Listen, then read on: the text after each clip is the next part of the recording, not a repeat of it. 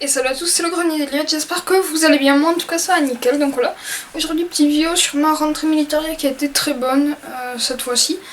Ça fait je crois un mois que j'ai mis la dernière vidéo rentrée militaire. Et je vais vous dire que ça a beaucoup augmenté. Donc je vous laisse un aperçu, déjà il y a quelques trucs comme là, voilà, là aussi. Et je vous montrerai en détail ce que c'est juste après. Donc on va commencer par ce qui est civil. C'est parti.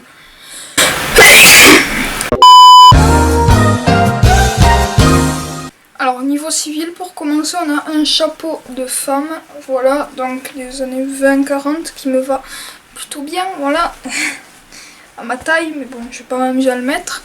Il est plutôt pas mal. La rose aussi, bon, c'est une fausse rose, je vous le dis de suite.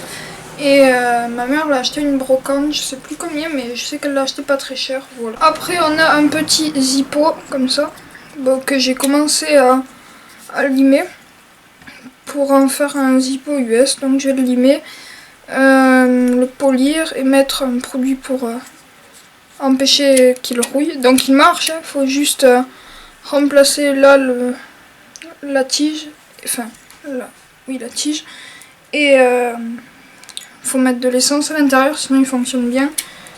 Voilà. Après j'ai un manuel des brownies pliants 616 et 620.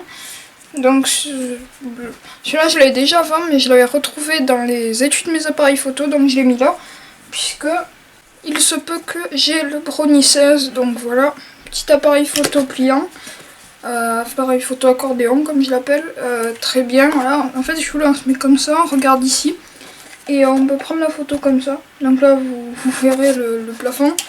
Voilà, et donc celui-là c'est le modèle brownie 616, le brownie pliant. Voilà, il peut se refermer, après il est tout petit.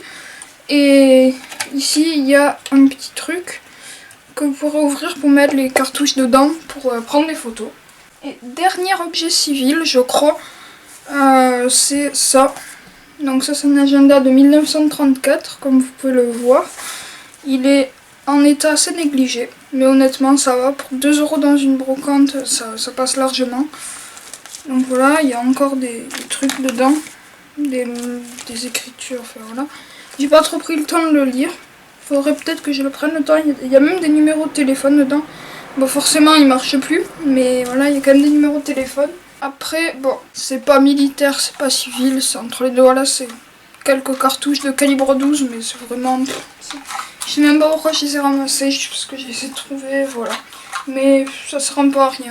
Attention, là, on va commencer. Tout ce qui est militaire, c'est parti. Alors, on va commencer petit avec un patch du 31e régiment de génie. Voilà. C'était quelqu'un de ma famille qui l'avait, qui l'a donné à mon père et mon père me l'a donné. Voilà. Après, on a 3 papiers. Donc, je vais commencer par le plus récent, je vais finir par le plus vieux.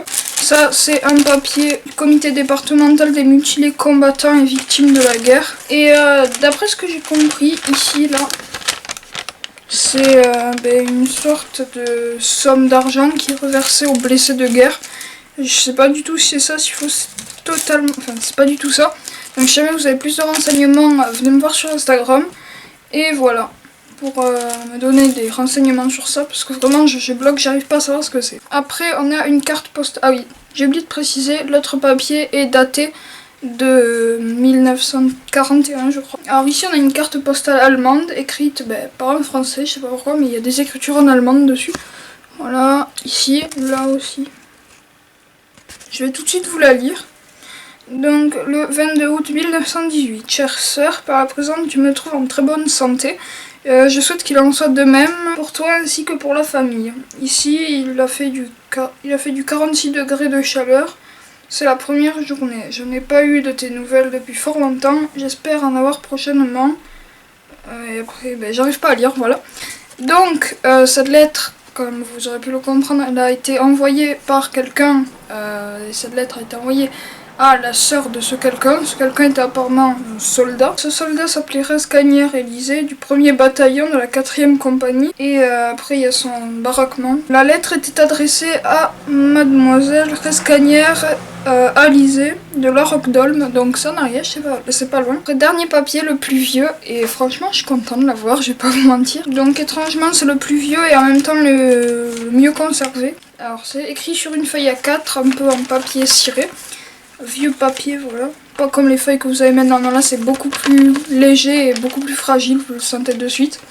Donc je vais vous la lire, c'est pas très joyeux on va dire, mais voilà. Donc 7e armée, extrait de l'ordre général numéro 68 de la 7e armée, c'est cité à l'ordre de l'armée. Le lieutenant Bonjon Jean-Louis du 7e régiment de marche de tirailleurs algériens, excellent officier qui s'est signalé au cours de la campagne par son entrain, son esprit de devoir et son mépris du danger, a été mortellement frappé en sortant de la tranchée pour mieux repérer l'emplacement d'un Minenwerfer qui causait des pertes sérieuses à sa section. Du lieutenant général le 23 septembre 1915, le général commandant de la 7e armée. Voilà. Après il y a un nom aussi signé, mais j'ai pas trouvé, donc il faudra que je regarde sur Google. Ensuite, c'est tout simplement des fourragères, je sais pas comment ça se dit. Il y en a deux, il y a celle de la Croix de guerre 14-18, donc ici il y a même l'olive. Ça veut dire qu'elle a été décernée à un combattant qui a fait 14-18. Il n'y a pas celle de 39-45, donc le fameux soldat n'a pas fait aussi 39-45, il a fait que 14-18. Et ça c'est la fourragère de la croix du combattant que j'ai. Voilà. Donc celle-là décernée au combattant de 14-18. Et celle-là décernée, je crois, avec la croix du combattant, c'est quand tu repars de la guerre vivant. Enfin, quand tu rentres de la guerre vivant avec une ou plusieurs blessures. Je me demande si ça c'est pas la médaille militaire, je sais pas, faut que je me renseigne. Après, voilà, j'ai eu ça aussi. Pour 5 €, c'est vraiment un très bon prix je trouve. C'est un képi de sous-officier des troupes coloniales d'infanterie je crois. Voilà, donc sous-officier parce que c'est tout simplement les cordons en jaune rouge, voilà ils sont plus marrons avec le temps qui sont dans cette forme, c'est-à-dire sous-officier, voilà. L'intérieur très bon état, il y a encore la marque Jean apparemment, fabrique de képi et coiffure d'uniforme, donc voilà. 3 rue Lannoy-Roubaix, je sais pas si ça se prononce comme ça. Très bon état, et juste ici qu'il est un petit peu décollé, bon un petit coup de colle je pense que ça va passer mais je vais le laisser comme ça. Après on va passer à 2-3 pièces de tenue. Alors on a une paire de Rangers taille 39 qui était à mon oncle, il n'a pas des très grands pieds je sais. On va pas s'attarder dessus parce que j'en ai déjà. Après on a un très joli caban de la marine. Alors là il est dans le plastique mais je vais le laisser dedans parce que c'est chiant de le remettre après. Voilà, il y a toujours les petits boutons. Les boutons ils y sont tous d'ailleurs. Il y en a 1, 2, 3, 4, 5, 6 et je crois qu'il y en a aussi un caché derrière le col. Mais voilà, ils sont tous ici, il y a toujours l'étiquette. Donc ça c'est des années 90 je crois, ce caban, il était à mon père pendant son service militaire. À la marine, voilà. Et après on a ça. Ça c'est la vareuse de la marine. Donc voilà, toujours l'étiquette aussi. Et en plus il y a le col, avec le col qui généralement n'est pas avec la vareuse. Vous pouvez voir par exemple sur internet qu'il y a des vareuses à vendre, ils les vendent sans le col. Des fois même il y a le col à vendre séparément. Des fois il y a les deux, là j'ai les deux, j'étais chanceux. Voilà, le col très bon état. Après il y a toujours les espèces d'encre comme ça. Voilà, l'insigne. Et là il y a les coutures sur les bas de manche. Donc voilà, petite vareuse de la marine française, très sympathique. Je suis assez contente de l'avoir. Après je regarde si jamais il manque pas des trucs. Non, je crois que c'est bon, je crois que j'ai terminé avec cette sortie militaria qui était ma foi la meilleure que j'ai eue depuis que j'ai commencé le militaria, voilà. J'espère que la vidéo vous a plu, si c'est le cas, likez, partagez, abonnez-vous, commentez, et voilà. On se retrouve dans une prochaine vidéo, à plus.